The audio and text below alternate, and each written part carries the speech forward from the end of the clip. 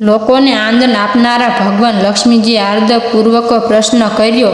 શ્રી લક્ષ્મીજીએ પૂછ્યું, ભગવાન, આપ સમગ્ર જગતનું પાલન કરતા રહીને પણ પોતાના ઐશ્વર્ય પ્રશ્ને ઉદાસીનો અર્થાત તટસ્થ જેવા થઈને જે ક્ષીરસાગરમાં ઊંઘી રહ્યા છો એનું શું કારણ? શ્રી ભગવાન બોલ્યા, હે સુમુખી, હું ઊંઘતો નથી, પરંતુ તત્વનું અનુસરણ કરનારી અંતર્દ્રષ્ટિ વડે પોતાના જ મહેશ્વર તેમનો સાક્ષાત્કાર કરી રહ્યો છું. દેવી, આ એ જ તેજ છે જેનું દર્શન યોગી પુરુષો કુશામ્ર બુદ્ધિ થતી પોતાના અંતઃકરણમાં કરે છે. એ જ મહાશ્વેર તેજ અજર પ્રકાશ રૂપે આત્મા રૂપે રોગ શોક વિનાનું અખંડ આનંદનું પુચ્છ નિસ્પંદ નિહિત તથા દૈત્યરીત છે. આજ જગતનું જીવન એના જ વશમાં છે. હું એનો જ અનુભવ કરું છું.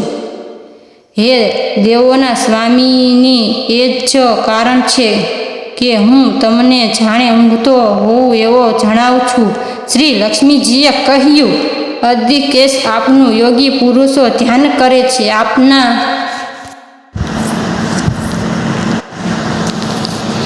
સિવાય પણ ધ્યાન કરવાના યોગ્ય બીજું કોઈ તત્વ છે એ જાણીને મને ઘણું કુતૂહલ થઈ રહ્યું છે. આ ચર અચર જગતની સૃષ્ટિ અને સંહાર કરનારા આપ પોતે જ છો. આપ સર્વસમર્થ છો. આવી સ્થિતિમાં કોઈ પણ જો આપ એ પરમતથી અંગળા છો તો મને એનો બોધ કરાવો. શ્રી ભગવાન બોલ્યા, હે પ્રિય, આત્માનું સ્વરૂપ દ્વૈત અને અદ્વૈતથી અગળું ભાવ અને અભાવથી મુક્ત થતા આદિ અને અંત વિનાનું છે. શુદ્ર જ્ઞાનના અંજવાળાથી ઉપલબ્ધ થનારું તથા પરમાનંદ સ્વરૂપે હોવાના કારણે એકમાત્ર સુંદર છે. એ જ મારું ઈશ્વરીય રૂપ છે. આત્માનું એકત્વ જ સૌના વડે જણાવવા યોગ્ય છે. ગીતા શાસ્ત્રમાં આનું જ પ્રતિપાદન થયું છે.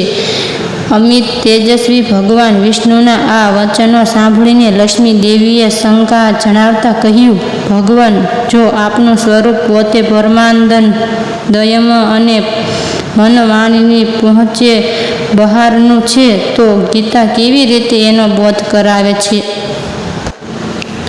શ્રી ભગવાન બોલ્યા, સુંદરી, સાંભળો, હું ગીતામાં ગીતાના સ્વરૂપમાં મારી સ્થિતિનું, મારા સ્વરૂપનું વર્ણન કરું છું. ક્રમાનુસાર 5 અધ્યાયને તમે 5 મુખ જાણો, 10 અધ્યાયને 10 ભુજાઓ સમજો તથા 1 અધ્યાયને ઉંદર અને 2 અધ્યાયને બંને ચરણ કમળ જાણો.